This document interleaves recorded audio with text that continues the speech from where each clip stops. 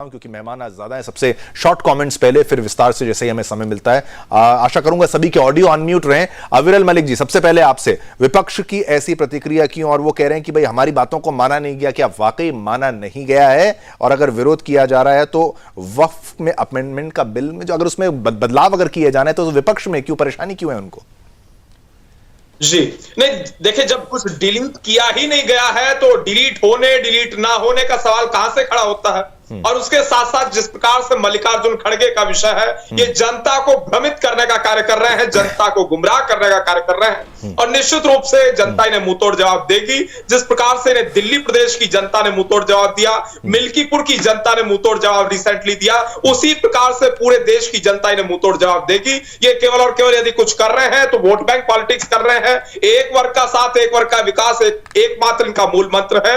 ये जन विरोधी लोग हैं, एक प्रकार से जनता को ना मानने वाले लोग हैं, जनता की खिलाफत करने वाले लोग कांग्रेस पार्टी के लोग हैं। और कम से कम ये संविधान की बात ना करें तो शायद अच्छा होगा। ये संविधान की बात जिस प्रकार से कर रहे हैं, जनता को गुमराह करने का प्रयास कर रहे हैं, संविधान को सही तरीके से इंप्लीमेंट करने का कार्य यदि किसी पार्टी के द्वारा किया जा रहा है तो भारतीय जनता पार्टी के द्वारा किया जा रहा है, नरेंद्र मोदी जी की सरकार के द्वारा किया जा रहा है। इसलिए संविधान की बात ना करें, अच्छा होगा। ये इमरजेंसी को इंप्लीमेंट करने वाले लोग हैं, ये संविधान विरोधी कार्य करने वाले लोग हैं, भ्रष्टाचार, जातिवाद, परिवारवाद को बढ़ावा देने वाले लोग कांग्रेस पार्टी के लोग हैं। ये एक परिवार के आधार पर चलने वाले लोग हैं, फैमिली फर्स्ट के आधार पर रहने वाले लोग हैं। हम कहते हैं जनता का विकास, गरीब का विकास, हम सबका साथ और सबके विकास की बात करते हैं, प्रत्येक वर्ग के विकास की बात करते हैं।